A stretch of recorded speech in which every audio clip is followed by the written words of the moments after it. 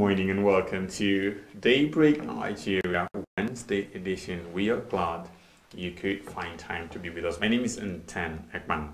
And I'm Eunice Johnson. So if you had a good time yesterday, today promises to even be better, as we'll keep you up to speed with all you need to know today. Absolutely. And all you need to know could be in the news, in the business, in sports, the world of entertainment, in the world of art, life and style, or in the healthy living segment and all of that. So we promise you that it's going to be worth your time. A total package, actually. All right. So we start with the concerns for today. Yes, basically we're looking at the Dasuki issue. He has written to be absent from court. Yet the court, they're actually telling him he would be tried in absentia. That's surprising because one would think, well, I just found out that one could actually be tried in absentia. In absentia, yeah, probably maybe the law permits it because if it's coming from the court, the prosecution counsel is saying that he could be tried in absentia. But if you take a decision in the court and I'm not there, is it binding on me wherever I am? Well, that could be also, argued. It could be argued, but also they could take it from the angle of contempt of court for even trying to be absent from court. And so whatever they decide in his absence, I think the court, the law is still the law, so irrespective of whether he's present or not. So. And these lawyers have a way of, twisting things. The defense counsel was now saying he wasn't served the originating summons, the invitation letters and all of that. So exactly. If he's absent, it means probably he wasn't served. But if he's served, I think it's contempt of court, like you said, if he doesn't respect the court because he has actually applied to be granted bail and they have actually refused. So if he has decided to bail himself, as it were, and just stay home, then maybe he's permitted. I just hope that all the parties involved will find a common ground to see how they can resolve all of those matters. Okay, it's gonna be time for the news, so we're gonna take a very short break, and when we come back, Priscilla Ewurum will take us to the news desk for the latest in the world of news.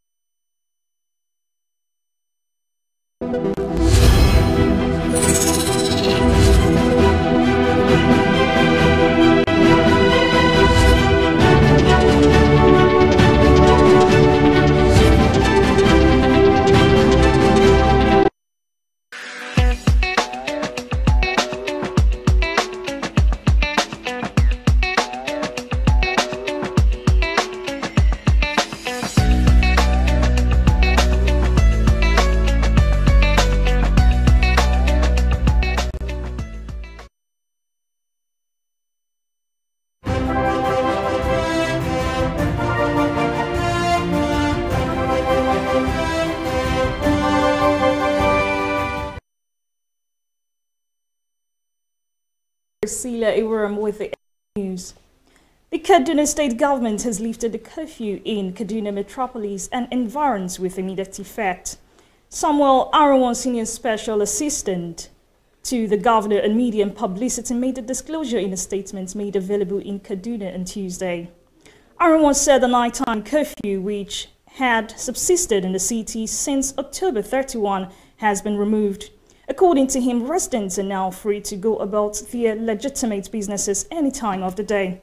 He, however, said that a security review has determined that curfew hours be retained in Kujama, Kasumu, Magani, and Kachia towns in the state.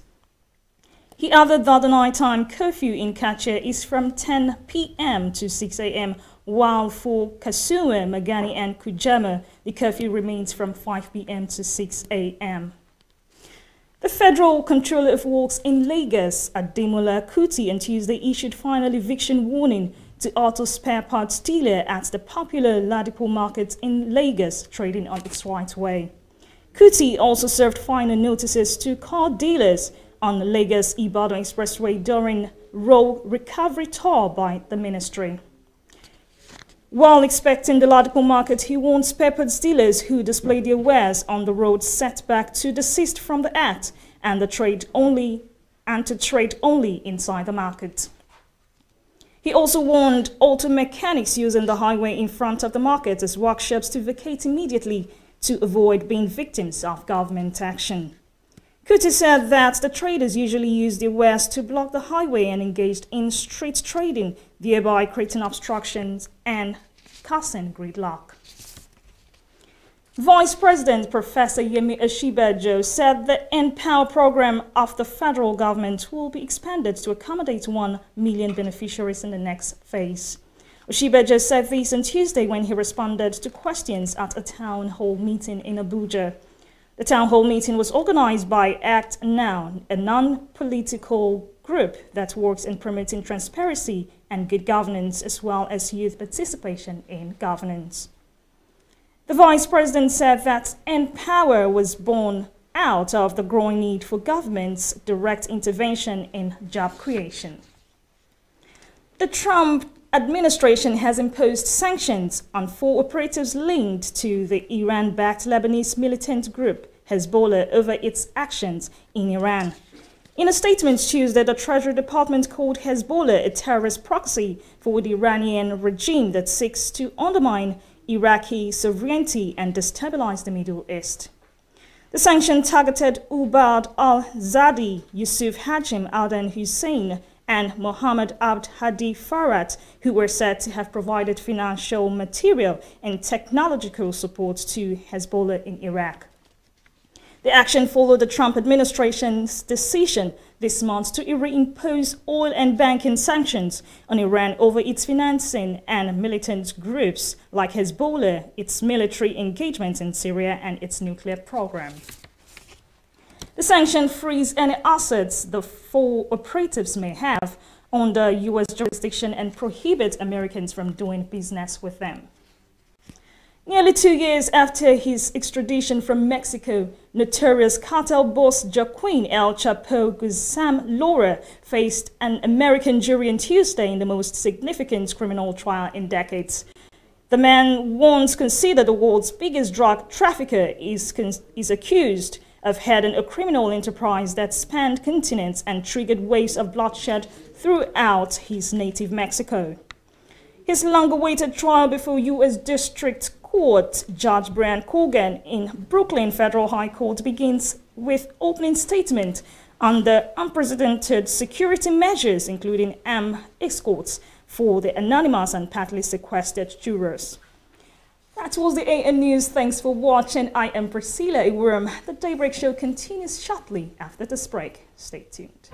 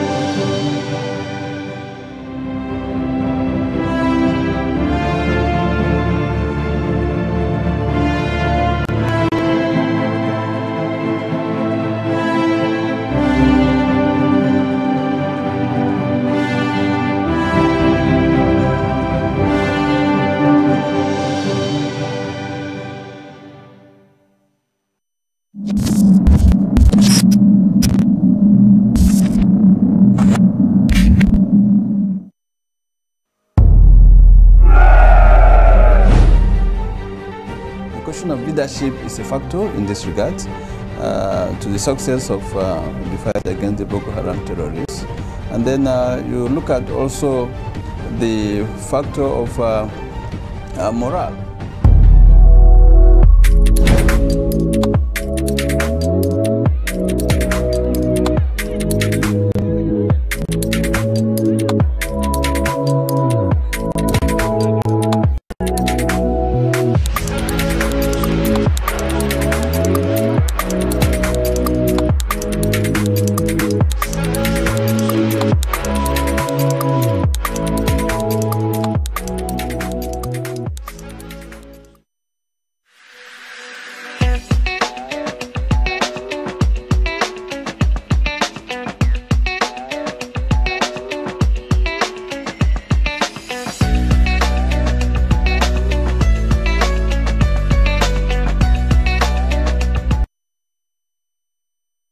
Welcome back from that news segment there. It's time for us to go to the newspapers and see what is happening on the front pages of the national dailies for today. And as usual, we'll be starting with the Punch newspaper.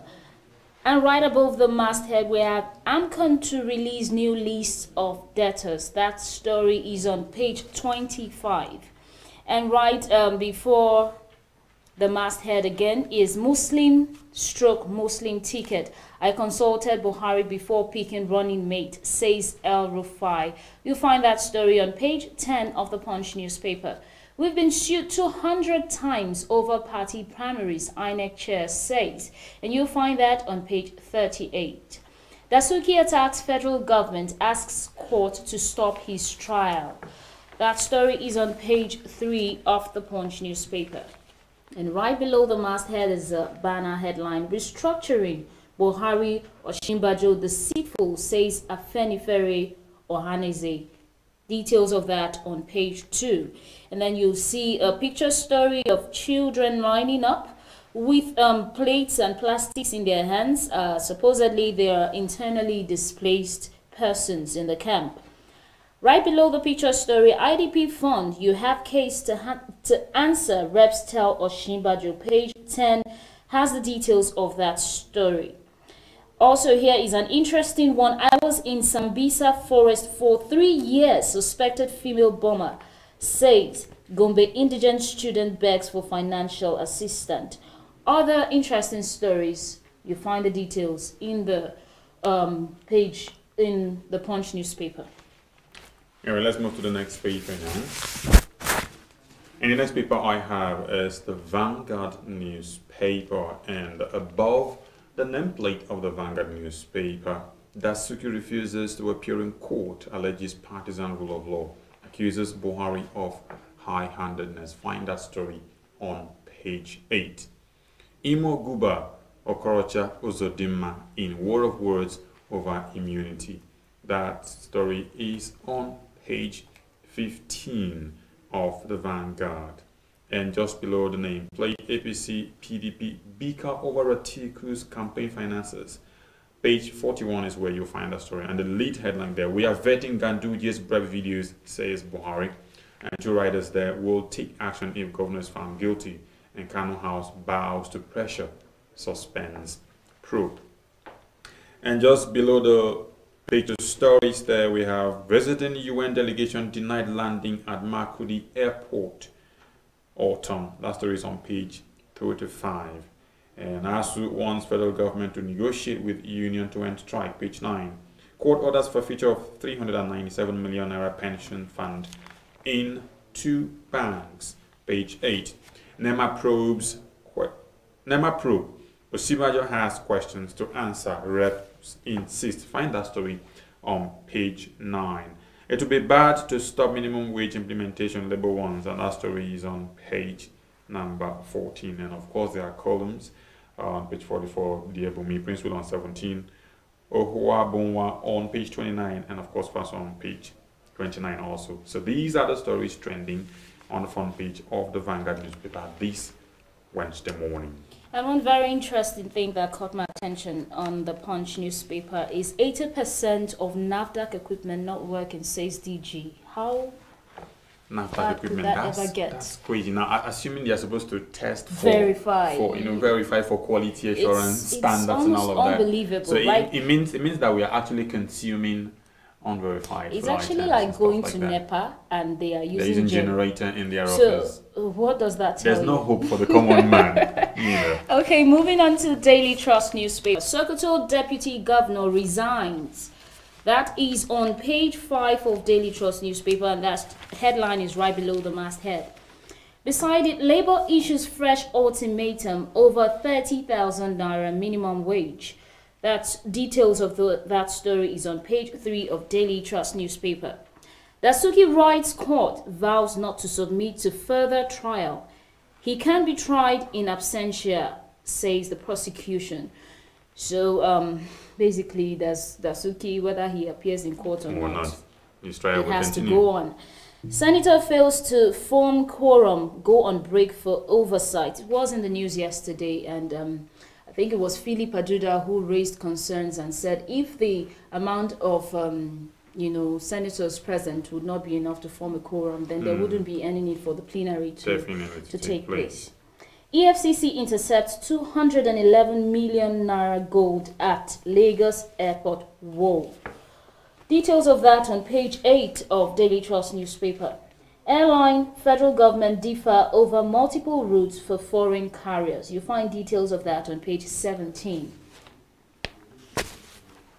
All right, those are the stories. They're on the Daily Trust newspaper. We're going to move on now to leadership, which I have now. And above the nameplate, or just below the nameplate rather, global crude oil market faces renewed uncertainty. Volatility, says report. And that story begins from the front page and continues on page 5. Army destroys 6 illegal bunkering sites, page 4 to 5. The banner headline on that newspaper: lawyers raise concerns over delay in Supreme Court cases. And two riders there, 8,935 appeals pending in the last 12 years. 726 appeals filed in 2018 to be heard in 2028. That's always on page 4. So imagine that the cases that are filed in 2018 that to be heard in 2028. That's about 10 years from now because of the pending appeals. All right, let's move on now. Nigeria needs economic rejuvenation, U.S. government. The story starts on the front page and continues on page 5. NDIC begins payment to depositors of 154 defunct MFBs, that's microfinance banks. Find that story on page 34.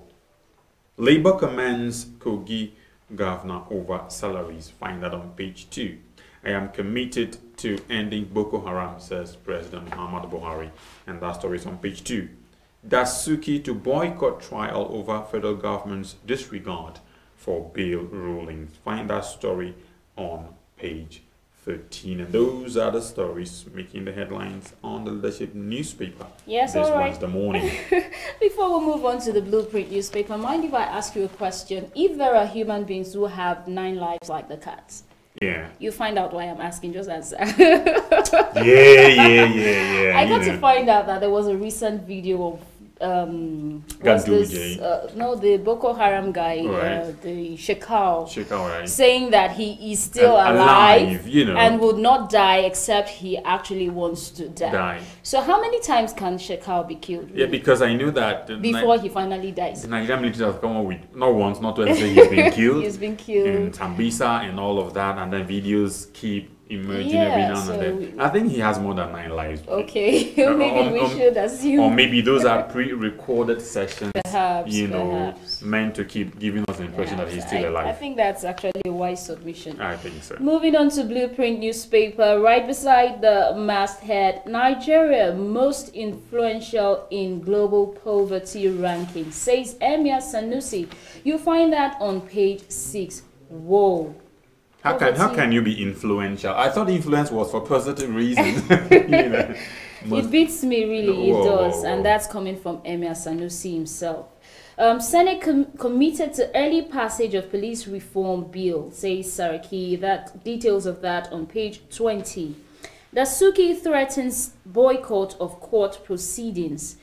writer says FG not honoring orders. The story started on the front page and continues on page 6 of Blueprint newspaper. And right below you have Buhari, we will end Boko Haram insurgency. Details of that on page 13. Senate FG on collision costs over $8.1 billion MTN fine. The story also begins on the front page and continues on page 6. Below is a picture story still of the IDP camp inhabitants, and then they are there with plates holding and probably queuing for food or something. APC can't have graveyard peace, says Oshomole. Details of that on page 20. Kogi organized Labour Lords Bello's use of Paris reformed. Details of that on page 14. Federal government spent $1.24 trillion on rice importation in 2013, says CBN. You find details of that on page 14. Troops arrest female suicide bomber in Maiduguri. Details of that on page 5. And you must explain 5.8 billion naira northeast spending, reps tell Oshimbajo. You find details of that on page 6. And those are the stories making headlines on Blueprint newspaper today. Anyway, the very last paper is the Sporting Life this morning. At the end of every day, we always do some sports. And let's look at some of the stories making headlines on the Sporting Life this morning. At the top of the paper, highest wage bill in Europe, back at top with 442 million a year outlay. Wow, that's quite huge. Ozil rejects 1 million euro per week for Arsenal. Imagine 1 million euro as you're earning per week. I wish when you reject something, another person could take it. Jose ready to sell Bali Rojo. Find out on page 2. Real Madrid call back Rodriguez. That story is on the back page of the Sporting Life this morning. Man United still interested in Boateng, also found on the back of the Sporting Life. And Simon Moses is victory or nothing, talking about the match against that's a match against South Africa coming up pretty much soon. As Nigeria prepares for the big Bafana fight, Samuel Kalu keeps Raw waiting. Expected today in Eagles camp. 22 Eagles in Asaba. Governor Okowa, that's South Africa versus Nigeria. Governor Okowa offers Eagles $25,000 per goal. That's about 8 million naira per each goal. And I'm sure that would be like... That's actually a good motivation. Yeah, it's a good motivation. I just hope that they will, capitalize on that motivation and try to, put in their best. And win the match. Inside the enemy's camp, Mikel's, Igalo's, Uzol's injuries won't affect Bafana's plans. That's on the front page. Then you can get details of that story also on the back page. And of course, those are basically the stories trending on the paper this morning, talking about the Sporting Life. And with that, we draw the curtain on the newspaper review segment of Daybreak Nigeria. Up next is business, and of course Chinwendu Osisiogwu is standing by with that. For almost a decade, the Nigerian army have given their all to ensure that our dear country is not overrun by Boko Haram insurgents. Some have in the process paid the ultimate price, while many will forever live with indelible scars occasioned by their determination to protect the country, no matter the hurdle. Despite these, they have remained resolute and undaunted, and today, all territories the insurgents once took control of have been recaptured and normalcy restored. And now, for the first time in a long time, the end of Boko Haram is foreseeable. Therefore, the wisest thing for the remaining insurgents to do is to surrender today or face total destruction from the army. Remember, the Nigerian army will stop at nothing to ensure that total peace is restored in all parts of the country. So, be wise and embrace peace today or get ready to be ruthlessly dealt with. This message is brought to you by the Coalition on Conflict Resolution and Human Rights in Nigeria.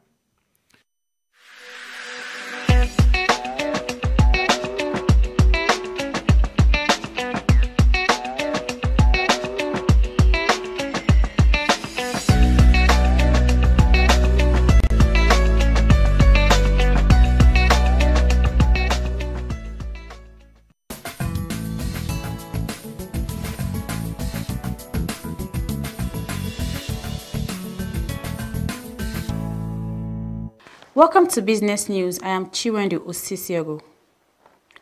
The Naira on Monday depreciated to 363.89 Naira per dollar in the investors and exporters window due to a 53% decline in the volume of dollars traded. Data from financial market dealer quotation showed that the indicative exchange rate for the window rose to 363.89 Naira per dollar on Monday from 363.6 Naira per dollar last week Friday, translating to 29 kobo depreciation of the Naira. However, the volume of dollars traded on Monday in the window dropped by 53% to $89.23 million from $188.43 million last week Friday, as the Naira on Monday depreciated by 50 kobo in the parallel market. According to a report, the live exchange rate platform of the Association of Bureau de Change Operators of Nigeria, the parallel market exchange rose to 361 Naira per dollar from 360.5 Naira per dollar last week Friday, indicating 50 kobo depreciation of the Naira. The federal government and multilateral donor agencies are set to sign off 3 key transmission projects worth $956 million in November. According to the report gathered in Abuja on Monday, the project will be executed by the Transmission Company of Nigeria under its National Grid Expansion Plan. A document obtained at a meeting that was held by TCN with representatives of donor and multilateral agencies supporting TCN's work revealed that the project up for the final approval included the Nigerian Electricity Transmission Assets Project, worth $486 million and financed by the World Bank, as well as the Lagos-Ogun Transmission Project, funded by the Japanese International Cooperation Agency, with $200 million. Meanwhile, the third one is the Northern Corridor Transmission Project, worth $245 million and 25 million euro, provided by the French Development Agency and the European Union. And the final approval for the project is expected to take place in November. The National Insurance Commission, NICOM, said it will commence implementation of the state insurance producer from January next year. NICOM disclosing this at the education seminar of the Chartered Insurance Institute of Nigeria with the theme Increasing Insurance Penetration Through Value Creation last weekend in Ibadan. NICOM disclosed this at the education seminar of the Chartered Insurance Institute of Nigeria with the theme Increasing Insurance Penetration Through Value Creation last weekend in Ibadan, Oyo State. NICOM said that initiative is an alternative channel for insurance distribution. The Commissioner for Insurance, Mohammed Kari, who stated this, noted that state insurance producer will be an agency of state government licensed by NICOM to provide intermediary services as defined by the guidelines issued and also remunerated by the provisions of the operational guidelines. Kari stated that the key responsibilities of the state insurance producer includes facilitating the sale of the compulsory classes of insurance in the state jurisdiction and all classes for its principal insurances, exercising on defaulters the power to penalize them. The Security and Exchange Commission has said it is committed to educating and enlightening investors in the Nigerian capital market to enhance their ability to make informed investment decisions. The Acting Director General SEC, Mary Udok, who stated this at the Planning and Writing Workshop, the development of capital market studies curriculum for basic and senior secondary school in Lagos and Mandi, described the development of the curriculum as one of such avenues. Udok said the Commission had been in the vanguard of inculcating financial literacy for quite a long time because it had realized that it was very important for students to imbibe the culture and habit of being financially literate and being familiar with the operations of the capital markets. The SEC board said the implementation of the program started with the signing of Memorandum of Understanding between the Commission and the NERDC in 2016 to develop a standalone capital market studies curriculum for infusion into basic and senior secondary school. That's the business news from Television Nigerian. I am Chiwendu Osisiago. Thanks for watching.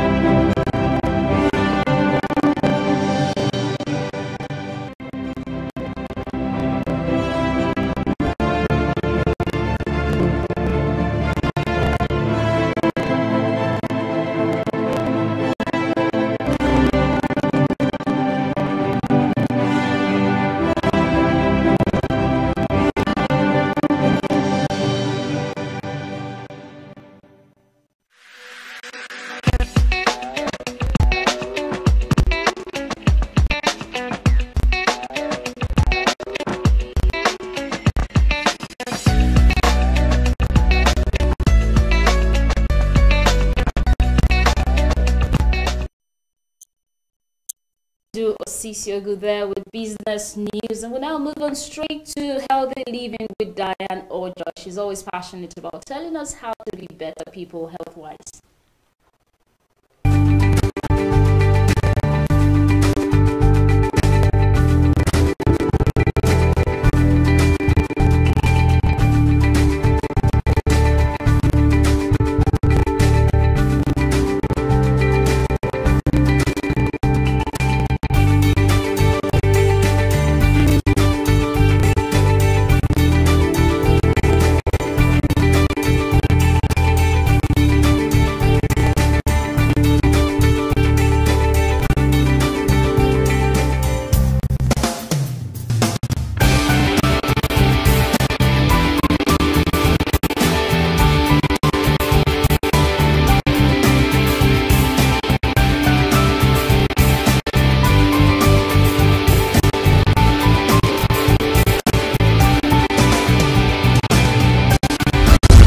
Hello! Today on Healthy Living, we'll be looking at healthy diets for pregnant women. Maintaining a healthy diet during pregnancy is very important. Figuring out what to eat when you're eating for two can be very confusing, but today we'll be looking at healthy and best foods for pregnant women. Today on the list we have egg, number 1. Eggs are a great source of protein. They also contain more than a dozen vitamins and minerals, including choline. Choline helps your baby's brain and spinal cord develop properly and helps prevent ventral tube defects. And number 2, salmon. Salmon is very rich in essential omega-3 fatty acids, which are crucial for your baby's healthy development, especially in the development of the eye and brain. It is also a natural source of vitamin D. Number 3, sweet potato. Sweet potatoes are very rich in beta-carotene. It is a plant compound that is converted into vitamin A in our bodies. There is also a great source of vitamin C, folic acid, and fiber. Vitamin A is very important for the growth and differentiation of cells in the fetus. And then number 4, we have lean meats. This includes beef, pork, and chicken. These are excellent sources of high protein. Look for cuts that are around 95 to 98% fat-free. Beef and pork are also rich in iron, choline, and other B vitamins, all of which are higher amounts of vitamins during pregnancy. Eating red meat regularly may increase the amount of iron required from the diet. Fruits and vegetables. Eating plenty of fruit and vegetables helps your body get a variety of nutrients. This provides vitamins and minerals. Salads are an easy way to combine fruits and vegetables. Number 6, we have legumes. Legumes are excellent plant-based sources of calcium. Legumes are generally high in fiber and many other nutrients. Folates are found in legumes. Folates may reduce the risk of some birth defects and diseases. Number 7, fish liver oil. Fish liver oil is made from the oily liver of fish, most often cod. A single serving of fish liver oil provides more than the required amount of omega-3 fatty acids. Vitamin D and vitamin A. Fish liver oil may be particularly important to women who don't eat seafood. You can substitute the fish liver oil with the seafood. Number 8, broccoli and dark leafy greens. Broccoli and dark green vegetables such as spinach contain many of the nutrients that pregnant women need. These nutrients include fiber, vitamin C, vitamin K, vitamin A, calcium, iron, folate, and potassium. Number 9, berries. Berries contain water, carbs, vitamin C, fiber, and plant compounds. They may help pregnant women increase their nutrients and water intake. Last but not the least, water. Drinking water is very important because of the increased blood volume during pregnancy. Adequate hydration may also help prevent constipation and urinary tract infection. It is also important to stay hydrated in the last trimester because dehydration can cause contractions that can trigger preterm labor. Always eat healthy to stay alive and healthy. Remember, a healthy woman is a happy woman. I am Diana Udra, your host.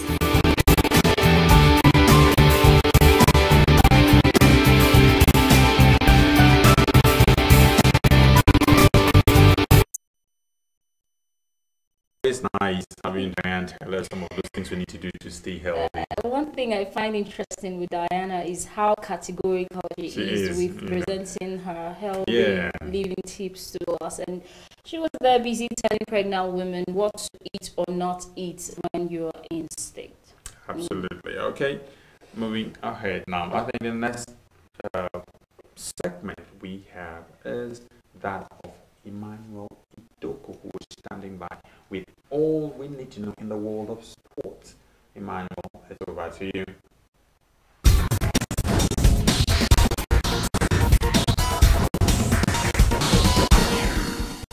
Welcome to TVN Sports Update. Ahead of Saturday's 2019 African Cup of Nations qualifier against the Super Eagles of Nigeria, South Africa's pair of Tulani Sarero and Thomas Kwa Mikizi joined the rest of the Bafana Bafana squad in training on Tuesday.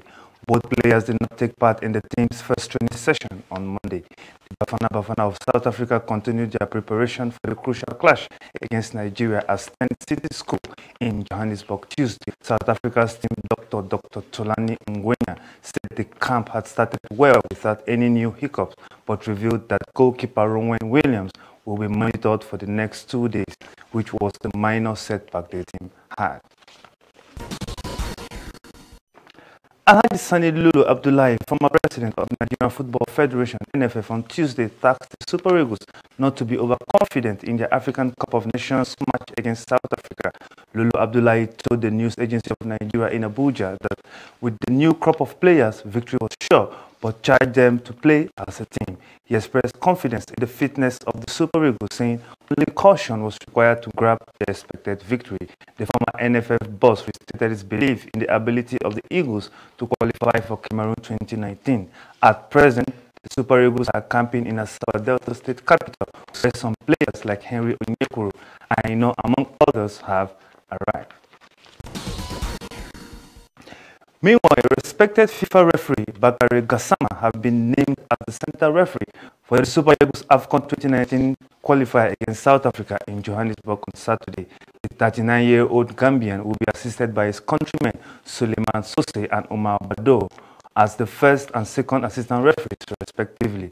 Gassama is not new to the game of this magnitude, as he has officiated several high-profile matches and was among the few African officials who were called upon by FIFA to handle matches at the 2018 FIFA World Cup in Russia. Meanwhile, a draw for the Super Eagles in Johannesburg will seal their qualification to the 2019 African Biggest Football Festival in Cameroon with a game in hand. Novak Djokovic returned to the ATP finals on Monday after missing the 2017 edition because of an elbow injury, offered the conclusive proof that the Serb is once again top dog. The elastic-limbed 31-year-old, bidding to equal Roger Federer's record of 6 titles at the ATP's Blue Ribbon event, produced an immaculate display to tame American giant John Isner, who was making his tournament debut 6-4, 6-3 after winning Wimbledon and the US Open. Djokovic is a massive favorite to complete an incredible resurgence from world number 22 in June with another title in London's Docklands. Djokovic lost only 4 points to his own serve, but what was most worrying for Isner was the way his opponent managed to read his towering delivery, pinging back returns to the baseline with a monotonous regularity. That is TVN's Sports Update. We now leave you with a caption of the Association of Tennis Professionals ATP Top 10 Players. Thanks for watching. I am Idoko Emmanuel.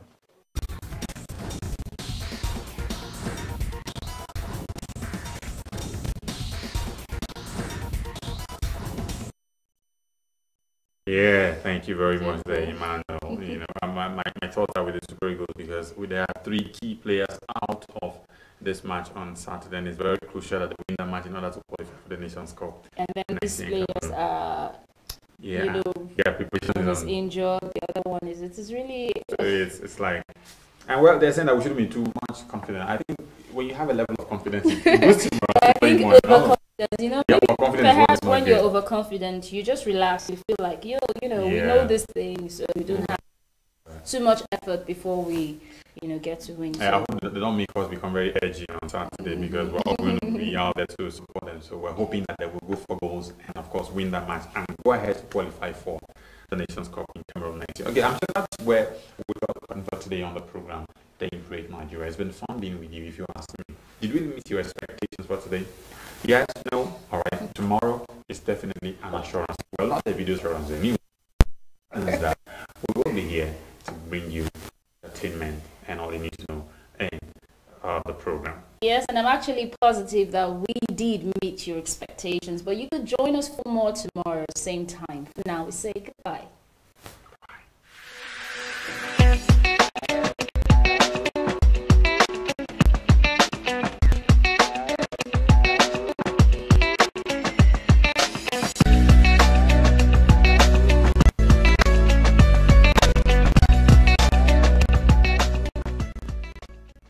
This is Television Nigerian, a broadcast network committed to serving you the very best in online and offline television programming. Situated in the serene environment of Gusape, Abuja FCT, TVN, as it is fondly called, caters to a wide variety of audience via carefully orchestrated mind-blowing programs in the areas of fashion, business, politics, entertainment, religion, movies, food and health, culture and lifestyle, events around the globe, sports, and foreign news. Whatever your inclination, we've got you completely covered with programs like Issues of the Moment, The Patriot, Daybreak Nigeria, Matter Africa, TV and Business Time, Healthy Living, From the Cradle, Stay Inspired, Entertainment Gist, Movie Hour, Hits Paradise, among others. All designed to keep you thoroughly informed, entertained, at the edge of your seats and yearning for more. A tour around our domain will reveal a highly dedicated staff force and a state-of-the-art facility and equipment for high-definition quality broadcast, making our station your #1 choice in advertising your business and propagating your ideas. We are currently on Nigecomsat doing our test transmission for takeoff in the nearest future. Television Nigeria is located in Nigeria at Television Nigerian House, Gusape Hilltop Mansion, beside Gusape White House, Gusape Abuja FCT, and in the United Kingdom at 45 Engine House, 48 Aerodrome Road, Beaufort Park, Colindale, London. For inquiries,